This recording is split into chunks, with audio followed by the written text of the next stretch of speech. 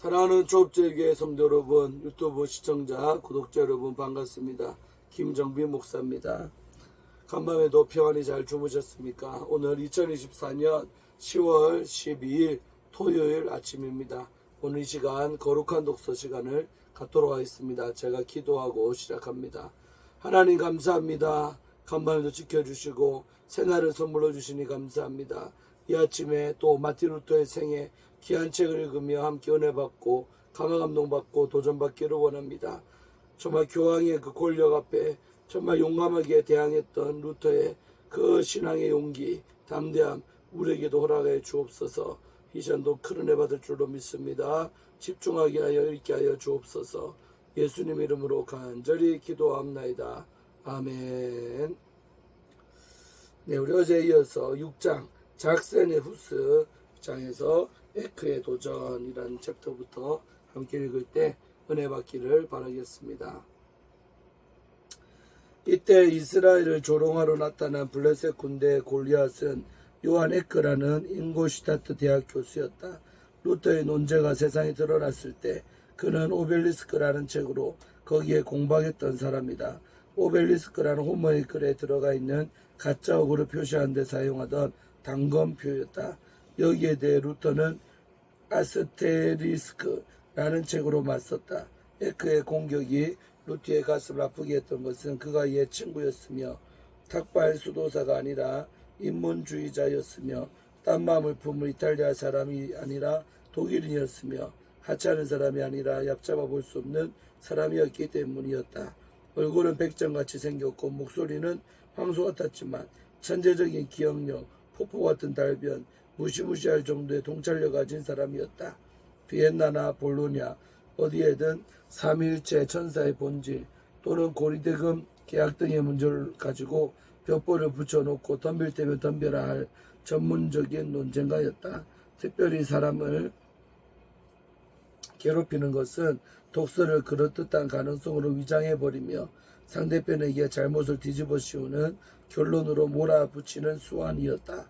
에크는 자신의 학교가 아니라 라이프치히 대학을 교묘하게 비텐베르크의 도전자로 삼는데 성공했다.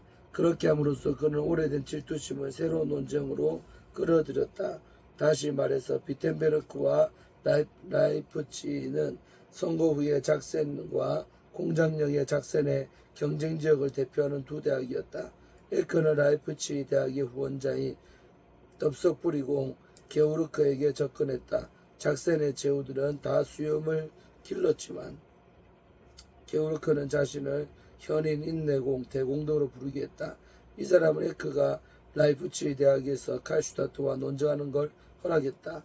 칼슈타트는 루터를 옹호하면서 이미 에크에게 신랄한 공격을 가했다. 그러나 에크가 노리는 것은 결코 이루와의 대결이 아니었다. 그는 당당하게 루터에게 미끼를 던져 로마의 교회가 콘스탄티누스 시절에는 다른 여러 교회 외에 있지 않았으며 베드로 교구의 담당자가 언제나 베드로의 후계자와 그리스도의 대리인 취급을 받은 것은 아니라는, 쉽게 말해서 교황권이란 최근에 생긴 것이요 따라서 인간들이 만들어낸 것이라는 루터의 주장에 도전했다. 이 주장은 에크 편에서 내세운 루터의 주장이었다. 루터는 이렇게 반박했다. 로마 주교의 권위가 인간이 만든 법령에 바탕을 두고 있다 해서 거기에 불순종하는 얘기는 아닙니다. 그리스도의 양떼가 모두 베드로에게 맡겼다는 점을 인정할 수 없다는 거죠. 그렇다면 바울에게 맡겨진 양은 누구였습니까? 그리스도께서 베드로에게 내 양을 먹이라고 말씀하신 것은 베드로의 허락이 없이는 아무도 양을 먹일 수 없다는 뜻이 아닌 걸로 아는데 안 그렇습니까? 그리고 로마의 주교들이 잘못을 저지를 수 없다거나 그들만이 성경을 해석할 수 있다는 점에도 동의할 수 없습니다. 교황의 교서는 문법을 새로 지어내어 너는 베드로라 하는 그리스도의 말씀을 너는 제1인자라고 바꿔버리고 있습니다. 이런저런 교서는 복음을 깡그리 뭉개버릴 뿐입니다. 이러한 교서에 더없이 대먹지 못하고 삐뚤어진 신성모독을 나는 도저히 참을 수 없습니다. 이어서 요셉이가 읽겠습니다.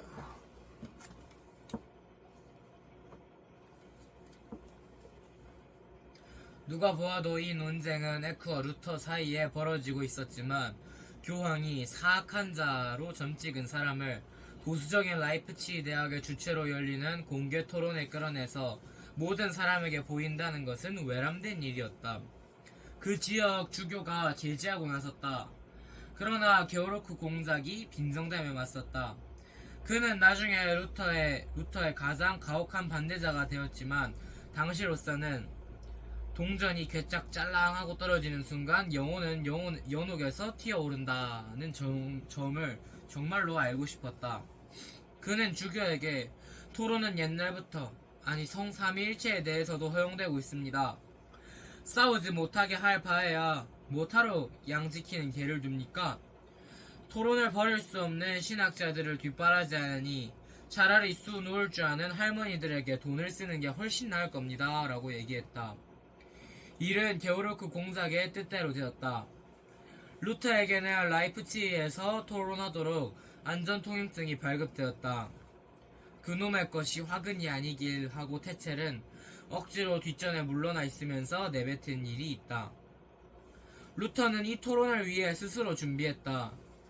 그가 교황의 수위성을 주장할 수 있었던 것은 최근 400년 동안의 교서뿐이라고 밝혀놓았으므로 손수 이 교서를 연구하지 않으면 안 되었다. 그렇게 하는 동안 그의 결론은 더욱더 과격한 쪽으로 기울었다. 한 친구에게 그는 2월에 이런 편지를 띄었다. 에크는 내게 새로운 전쟁을 불러일으키고 있는 걸세. 그는 로마 가톨릭 친구들을 단단히 혼내주도록 하는 장본인이 될 것세. 지금까지 내가 한 것은 시시한 장난이었으니까. 3월에 루터는 슈팔라틴에게 이렇게 귀띔했다. 여기에 그가 이미 올림픽 경기에서 승리한 것으로 허풍 떠는 편지들을 동봉하네. 현재 나는 토론을 위해 교황의 교서들을 공부하고 있어. 자네에게만 몰라 하는 말이지만 교황이란 자가 저 그리스도의 사도인지도 모르겠네. 그의 교서에서 그리스도를 곧 진리를 더럽히고 십자가에 못 박는 꼴이 그 정도니까. 저 그리스도라는 말에는 불길한 내용이 암시되어 있었다. 의로운 사람은 믿음으로 사는 사람이다 라는 말보다 교황이 저 그리스도다 라는 말이 더 잘 먹혀 들어간다는 점을 루터는 아직 모르고 있었다. 루터는 모르고 있었지만 그가 아직 공공연하게 내뱉지 않고 있던 의구심은 저 그리스도라는 개념을 부활시켜 변형시킨 중세의 여러 열심파의 생각이기도 했다. 적 그리스도란 포로 생활을 하고 있던 유대인들이 메시아의 오심이 적 메시아의 여러 음모 때문에 늦춰지고 있으며 구주께서 오시기 전에 이 적 메시아의 횡포가 절정에 이를 수밖에 없다는 점을 내세워 재앙으로부터 위로를 받으려고 지어낸 가공인물이다. 따라서 그들에게 있어서 현세의 가장 따분한 모습은 앞으로 있을 더없이 보람된 모습에 있었다. 요한계시록에는 이 적 메시아를 적 그리스도로 만들었으며 여기에 세상 종말이 오기 전에 두 증인이 증거하다 순교를 당하지 않으면 안 된다는 내용을 곁들였다. 그때가 되면 천사장 미가엘과 흰 말을 타고 불꽃으로 된 눈을 지닌 인물이 함께 나타나서 그 짐승을 깊은 곳에 내던지게 될 것이다. 이 주제가 루터가 살던 시대에 어떤 식으로 다뤄졌는가 하는 점은 뉘른베르크 연대기에서 뽑은 한 목판화에 선명하게 그려져 있다. 이 그림의 왼쪽 아래를 보면 아주 그럴싸하게 생긴 적 그리스도가 사람들을 속이고 있고 오른쪽에는 두 증인이 설교대에서 뭇 사람을 가르치고 있다. 가운데 우뚝 솟은 언덕은 감람나무의 산으로서 여기에서 그리스도께서 하늘로 오르셨으며 저 그리스도가 지옥으로 내던져질 것도 바로 이곳이다. 그림 위쪽을 보면 미가엘이 자신의 검으로 후려치는 모습이 나와 있다. 이 주제는 중세 후기에 프란체스코 수도의 계통의 프라체탈리파, 위클리프파, 후스파, 곧 교황들을 당장 내던져질 적 그리스도로 본 열심파 사람들에게 인기가 대단했다. 루터는 자신도 모르게 이 열심파의 대열에 발을 들여놓았다. 한 가지 다른 점이 있다면 이것이다. 그들은 특별히 생활이 악한 교황만 골라 적 그리스도로 보았지만 루터는 그리스도의 적이란 집합체, 곧 그리스도의 진리를 더럽히는 하나의 기관, 교황 정치 제도이기에 모범을 보인 사람이 있다 하더라도 온갖 교황이 적 그리스도라는 주장을 폈다. 바로 그런 이유에서 루터는 레오 10세를 적 그리스도로 쏘아붙인 지도 일주일도 못 되어 개인적으로는 그를 존경한다는 말을 연거푸 사용했다. 그러나 이 모든 것은 시작에 지나지 않았다. 루터는 라이프치히 토론이 있기 전날 밤 자신의 생각으로 인해 깜짝 놀랐다. 그리스도의 대리자로서 하나님 아버지께 그처럼 헌신해온 사람이 결국은 그리스도의 큰 원수일지도 모른다는 생각 그 자체가 너무나도 끔찍했다. 그와 동시에 저 그리스도의 파멸이 확실하다는 점을 생각할 때 이러한 생각은 위로가 되기도 했다. 만일 루터가 두 중인들처럼 쓰러진다 해도 하나님께서는 일찌감치 루터의 공격자를 손으로 처치하실 참이었다. 이제 이것은 한낱 사람을 상대로 하는 싸움이 아니라 하늘에 있는 권세자들, 이 어둠의 세상 지배자를 상대로 하는 싸움이었다.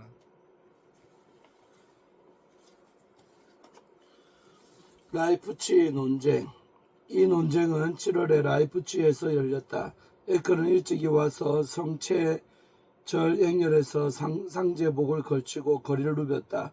비텐베르크 일행은 며칠 뒤에 도착했는데 루터, 칼슈타트, 멜라니톤 그리고 다른 박사들이 큰 도끼를 쥔 200명의 학생들과 함께 왔다. 에크에게는 한 의회 회원이 76명의 호위병을 제공해서 밤낮으로 비텐베르크 사람들과 또 가담했다고 생각한 보헤미아 사람들로부터 보호하게 했다. 아침 저녁으로 깃발을 나부키는 호위병들이 피리와 북소리에 맞춰 행군한 다음에 성문 곁에 섰다.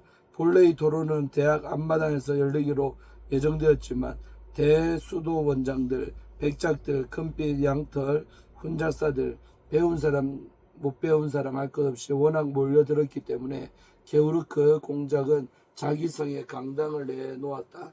의자마다 털색실 무늬가 있는 비단으로 장식되었는데 비텐베르크 일행의 자리는 성 마르틴의 상징으로 에크의 자리는 용을 때려잡은 성 게오르크의 상징으로 단장되었다. 첫날 모든 사람은 성 토마스 교회 6시 미사에 참석했다. 이때 12명의 성가대를 지휘한 게오르크 라우는 나중에 비텐베르크에서 루터의 음악 출판인이 되었다. 이어서 모든 사람들은 성으로 자리를 옮겼다. 첫 회의의 2시간은 신학 토론을 예절 바르게 진행하는 문제에 대한 게오르크 공작의 비서가 대독한 라틴어 연설로 메꿨다. 중요한 연설이라니요 하고 게오르크 공작은 말했다. 신학자님들에게 그런 권면이 필요하겠습니까? 이어서 오소서 창조주의 영이여 하는 성가대의 노래와 함께 읍에 고적되는 신나게 피리를 불어댔다. 이때쯤 해서 점심때가 되었다. 게오르크 공작은 식탁에 음식에 일가견이 있었다. 에크에게는 사슴고기를, 칼슈타트에게 노루고기를, 그리고 모든 자세에는 포도주를 내놓았다. 오후에는 토너먼트식으로 먼저 옥신같이 싸움이 벌어졌다. 첫째 문제는 속기사를 두느냐 마느냐는 것이었다. 에크는 속기사들을 의식하다 보면 토론의 열기에 찬물이 끼얹어질 것이기 때문에 거기에 반대했다. 진리는 기온이 좀 낮아야 더 잘 번창할 것 같은데요 하고 멜라니톤이 한마디 했다. 에크가 졌다. 다음 문제는 심판을 두느냐 마느냐는 것이었다. 루터는 여기에 반대했다. 프리드리로서는 트리어의 대주와 이 사건을 추지하기를 바랬지만 이 시점에서 경쟁안을 불쑥 내놓는다는 인상을 주고 싶지 않았다. 그러나 게오르크 공작은 끈질겼다. 루터가 졌다. 에르푸르트와 파리 대학이 선발되었다. 이것은 전에 여러 번 이 사건을 다루는 방법으로 채택하자던 주장으로 되돌아가는 셈이었다. 파리 대학에서 이것을 받아들이자 루터는 자신이 그동안 불신하게 된 신학자들만 참석시킬 것이 아니라 전체 교수진을 참석시키자고 요구했다. 그럴 바에야 구두방과 양복점 사람들에게 맡기시지 하고 에크가 불쑥 내뱉었다. 세 번째 질문은 경기장에 책을 하나라도 들고 오게 할 것인가 하는 것이었다. 에크가 여기에 반대했다. 그는 칼슈타트가 첫 며칠가 큰 책구러미를 가지고 시간을 길게 끌면서 청중을 잠재워버렸던 것을 비난했다. 특별히 라이프치 일행은 점심시간이 되어서 깨우지 않으면 안 될 지경이었다. 칼슈타트는 에크가 폭포수 같은 달변으로 청중의 혼을 빼놓으려 하기 위해서 그러는 거라고 비난했다. 칼슈타트가 졌다. 토론에서 나온 얘기는 심판관들이 결정을 내린 다음에라야 공표한다는 점을 만장일치로 통과되었다. 이후에야 본 토론이 시작되었다. 한 증인은 이 논쟁자의 모습을 이렇게 남겨두었다. 마르틴은 중간기에 걱정과 연구로 몸이 말라서 살가리로 드러난 뼈를 거의 다 셀 수 있을 정도였다. 그는 한창 나이이며 그의 음성은 또렷하고 사람의 마음을 파고든다. 그는 학식이 풍부하며 성경을 잘 알고 있다. 그는 히라보와 히브리어를 잘 알고 있어서 여러 가지 해석을 충분히 판단할 수 있다. 그는 말과 이념이라는 숲을 완전히 장악하고 있다. 그는 정의가며 다정하고 어떤 의미로는 완고하거나 오만하지 않다. 그는 무슨 일이든 척척 해내고 있다. 함께 어울려 있을 때는 명랑하고 유머가 넘치며 자신의 상대편이 아무리 그를 공경으로 몰아붙여도 항상 유쾌하고 즐겁다. 그가 비난할 때는 너무 오만하고 신학 문제에 있어서는 혁신자, 고신학자에게 어울리지 않게 신랄하게 꾸짖는다. 그 정도는 약하지만 칼슈타트에 대해서도 대부분 같은 얘기를 할 수 있다. 그는 루터보다 키가 작으며 얼굴은 훈제된 청어 모습이다. 그의 목소리는 굵고 어색한 편이다. 그는 기억력이 더디고 성급하다. 에크는 육중한 책으로 건장한 가슴에 울려나오는 독일 학생 때는 힘차다. 그는 비극 배우나 공고사항을 알리는 읍지고 노릇을 하라면 잘했을 사람이지만 음성은 뚜렷하다기보다는 거칠었다. 그의 두 눈과 입 그리고 얼굴 전체를 보고 앉아있으면 신학자라기보다는 백정이라는 생각이 든다. 이어서 요셉이가 읽겠습니다.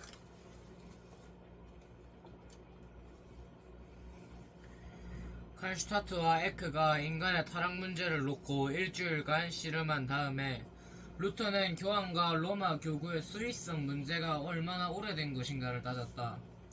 그와 함께 이 수위성의 출처가 인간인가 하나님인가 하는 문제도 다뤄졌다. 그게 어떻다는 겁니까? 하고 게으르고 공작이 물었다. 교황의 권리가 인간적이든 신적이든 상관할 필요가 있나요? 이러나 저러나 그는 교황이잖소. 아주 옳은 말씀입니다. 하고 루터가 대답했다.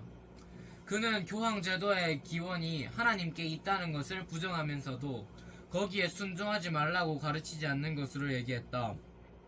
그러나 에크는 이 주장의 파괴성을 루터 본인보다 훨씬 더 꿰뚫고 있었다.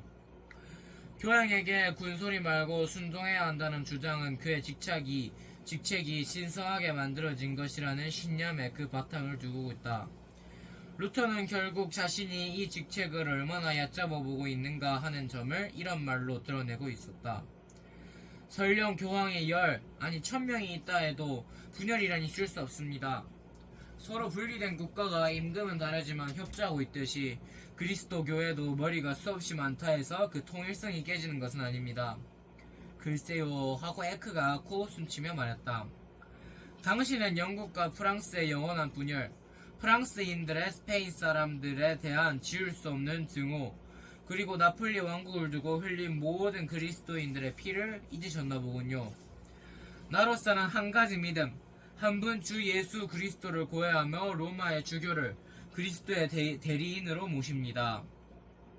그러나 루터의 여러 가지 견해가 파괴적이라 해서 그것이 거짓이라는 얘기는 아니다.